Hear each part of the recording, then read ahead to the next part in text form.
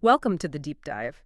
Today, we're plunging into a really fascinating moment in history looking at Japan and this incredible transformation it undertook starting around 1868. Really is astonishing when you think about it. Yeah, imagine this. A society that was feudal, deliberately cut off from the world for what, over 250 years? Hmm. And then almost overnight, it feels like, it surges forward, becomes a modern industrial power, a military power too, standing alongside, the big European nations in America. It's more than just a change, isn't it? It fundamentally altered Japan's path and world history along with it. Absolutely. And the sheer speed and sort of deliberateness of it all, it wasn't just slow evolution. No, not at all. Yeah. It felt very engineered, very rapid. Which brings us to the core question, I think. Exactly. How does a nation, seemingly locked in time, pull off such a massive and ultimately successful modernization so quickly? What was really going on beneath the surface? Or the catalyst, what made it possible? That's our central mystery for this deep dive. We're going to be like historical detectives here, peeling back the layers, looking at the evidence, not just what happened, but really how it happened. And the legacy, too. Yeah. It's complex, definitely not straightforward. For sure.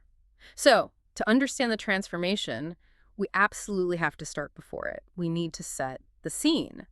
What was Japan actually like under the Tokugawa shogunate? Right. You really have to go back to the early 17th century.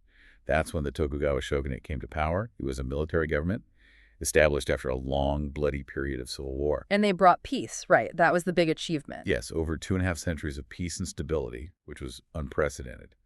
But it came with a very rigid structure and isolation. Talk about structure. It was classic feudalism, wasn't it? A really strict class system. Extremely rigid. You had the samurai, the warriors, right at the top. They served the shogun and the daimyo and the powerful regional lords. Okay. Then below them, the farmers, who were, the economic engine. Then artisans, and right at the bottom, the merchants. Even though the merchants were getting wealthier, right? Exactly. Wealthy, but socially, very little power.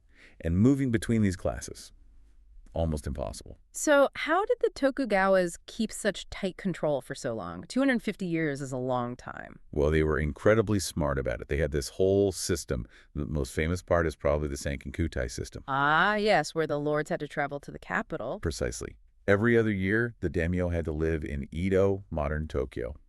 And crucially, when they went back home to their domains, their families had to stay behind in Edo. Like hostages. Basically, yes. Mhm. Virtual hostages.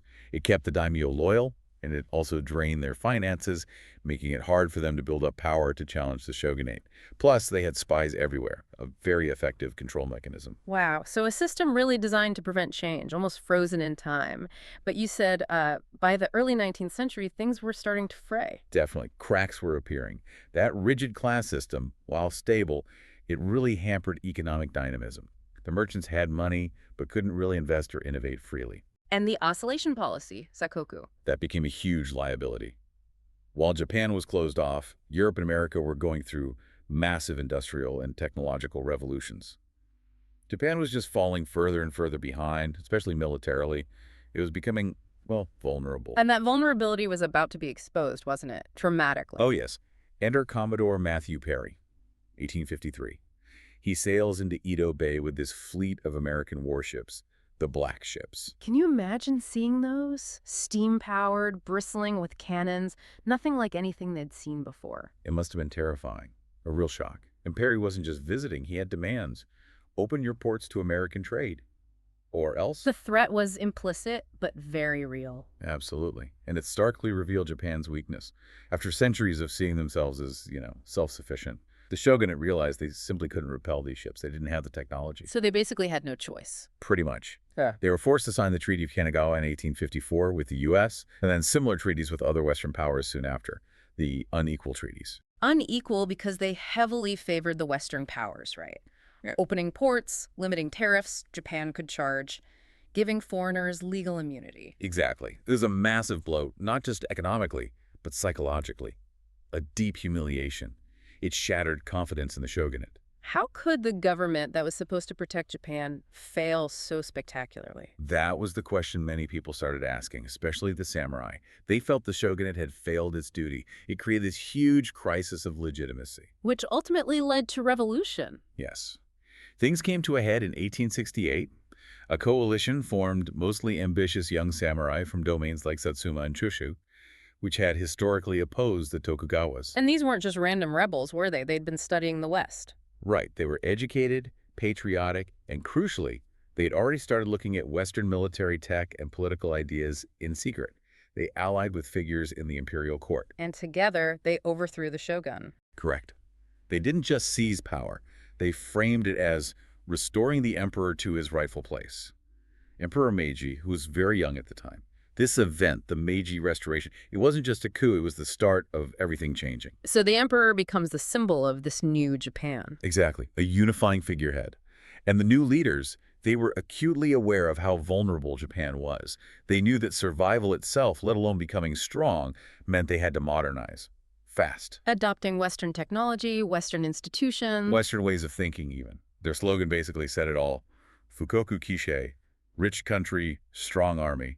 That was the mission. And they didn't waste any time, did they? The pace of change was just breakneck. Astonishingly fast. They started dismantling the old order piece by piece. First big target, feudalism itself. How did they even manage that, getting rid of centuries of tradition? It was radical. The daimyo, the lords, were pressured, persuaded, really to return their lands and authority to the emperor, centralizing power. What happened to them? Initially appointing governors, but their hereditary power was gone.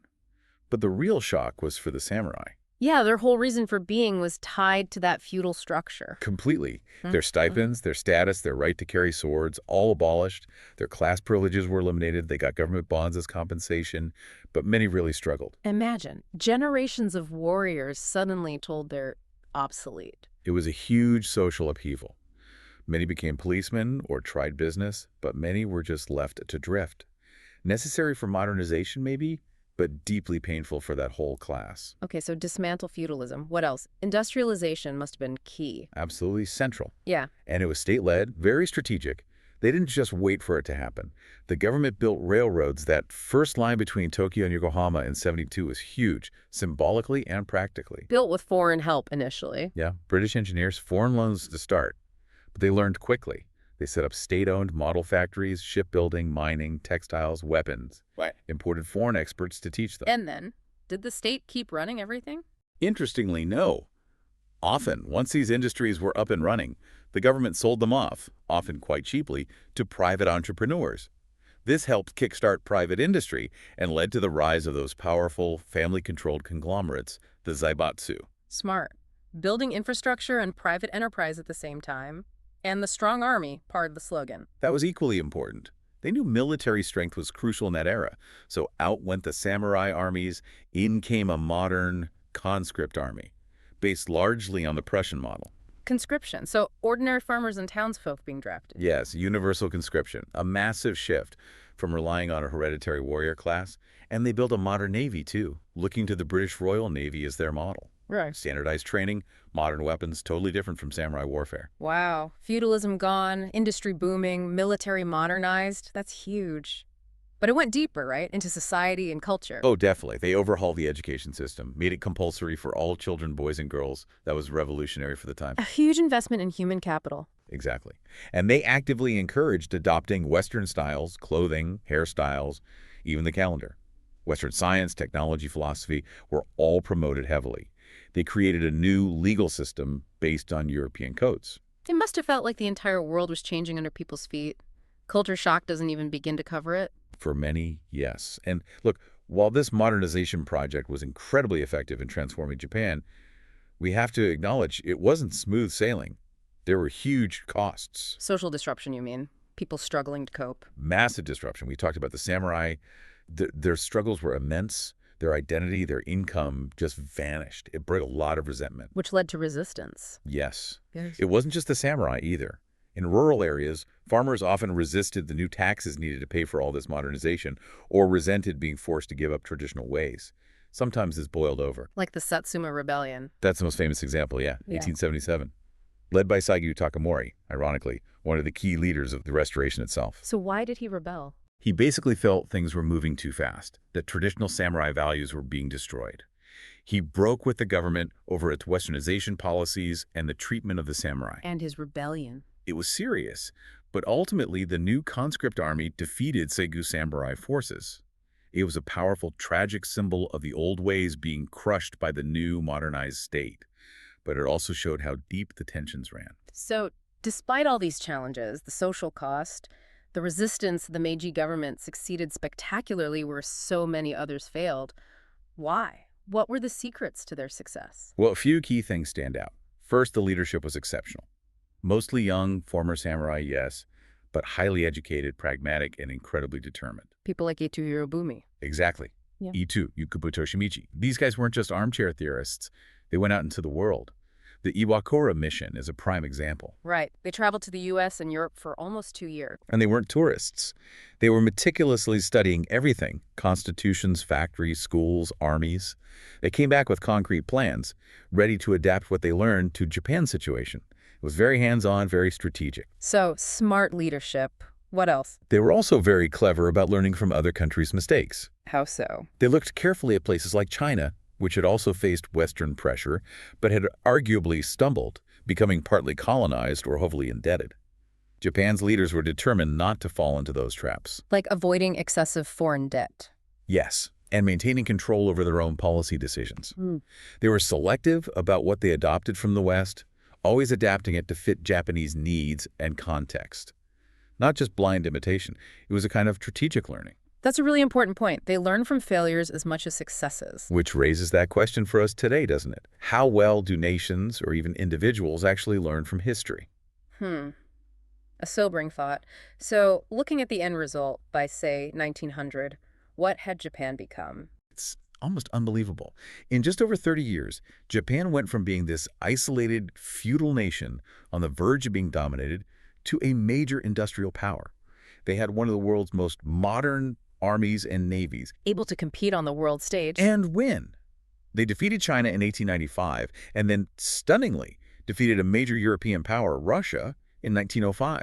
They weren't just a regional player anymore. They were a global power. A truly extraordinary leap. An incredible success story, by many measures. But as you said earlier, the legacy is complex. It wasn't all positive, was it? No, definitely not. That rapid change caused real suffering. The social dislocation was immense. People lost their livelihoods, their traditions, their sense of place. And a loss of culture, too. Yes, there was a definite tension there. As Westernization surged, there was a real concern about losing unique aspects of Japanese culture and values. It's that classic trade-off: progress versus heritage. And there's a darker side to that military modernization, too, isn't there, looking ahead into the 20th century? Absolutely. That intense focus on building military strength, on competing with the West, on securing resources, it undeniably paved the way for Japan's later militarism and imperialism in the early to mid-20th century. That's a crucial and tragic part of the Meiji legacy. So a complex picture. Success and suffering, progress and loss, laying foundations for future greatness, but also future tragedy. Precisely. But it's also true that many positive aspects endure. That Meiji emphasis on education, still a bedrock of modern Japanese society. The strong role of government in guiding the economy, the focus on national unity. You can still see the echoes of the Meiji era in Japan today. So wrapping up this deep dive, what are the big takeaways? What lessons endure from the Meiji Restoration? Well, I think it shows that even deeply traditional societies can undergo massive, rapid change if the conditions are right. It highlights the absolute necessity of strong, focused leadership with clear goals. And a willingness to make tough choices. Very tough choices, often unpopular ones. And maybe most importantly, it shows the power of learning strategically, learning from the outside world, adapting ideas, avoiding pitfalls, not just copying, but synthesizing. It really is an incredible story of human agency, isn't it? A society consciously deciding to remake itself. It truly is. So maybe the final thought for you, listening, is this. As we face our own era of rapid change and global challenges, what can we learn from Japan's journey? How do societies navigate that difficult balance between embracing the future and respecting the past, between national ambition and the well-being of all their people? Something to ponder.